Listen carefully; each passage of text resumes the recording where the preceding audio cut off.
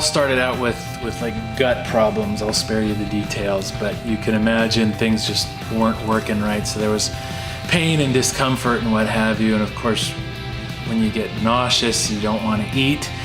So I was losing weight, and then that leads to fatigue and tiredness.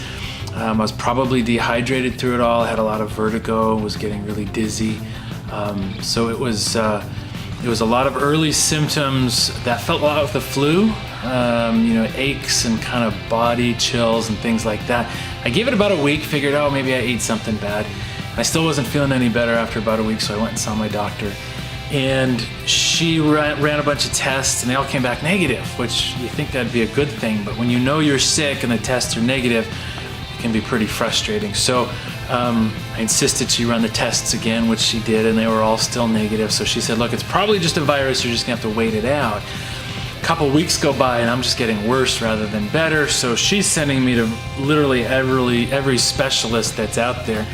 And all of them had the same thing to say. They ran their tests and said, you're healthy, which ought to be great, right? When the oncologist tells you you're healthy, you ought to be really happy. But the more healthy diagnoses I got, the more distressed I got, and the more my physical health really went downhill. And I didn't see that connection between the two early on. It wasn't really until looking back I could see, wow, I was really spiraling down the more and more that happened. So this went on for about 2 months.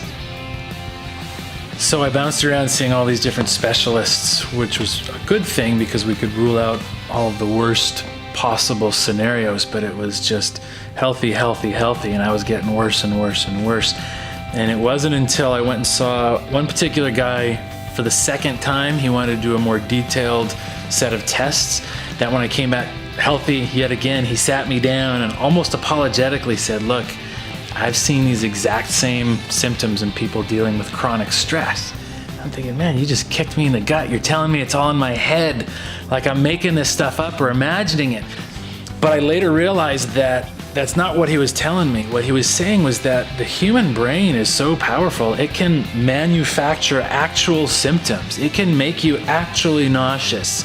It can give you chills just as if you have a fever, vertigo. All the symptoms I was feeling were actually being manufactured by my brain in this process. And so we finally had a diagnosis after 2 long months of being really miserable. And so I went to the psychiatry department, and within half an hour, they said it was very clear to them that I had generalized anxiety disorder, possibly depression, and it was due to chronic stress. So they just nailed it like that. And that diagnosis was really the beginning of the healing process for me. As I began going to classes, I began reading on my own, I began going to talk therapy and seeing a therapist and working through how I'd gotten into that position in the first place.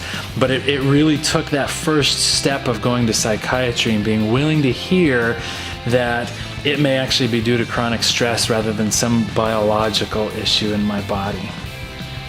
As I walk through this journey of recovering and healing from the last 10 years really of chronic stress and anxiety and depression, and as I learn more coping skills for building resilience as I go forward and hopefully not getting into that same place again, but learning how to deal with everything life has to throw at me, I feel like the Lord's really calling me to share everything I'm learning along the way with anybody who will listen, because the more I've shared my story, this story I'm sharing with you today, the more I've seen that it's a common story, that a lot of people are struggling.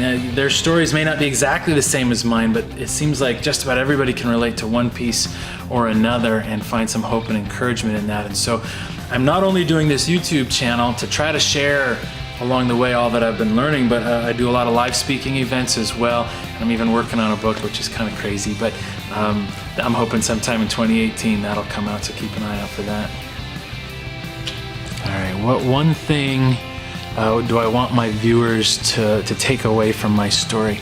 I want them to know that they're not alone, that they shouldn't give up, they can totally do this, and that they have every reason to be hopeful for healing and recovery from what they're struggling with now, no matter how bad it seems, and also for building resilience as they go forward in the future. So I guess those 3 things are the one thing I want them to take away.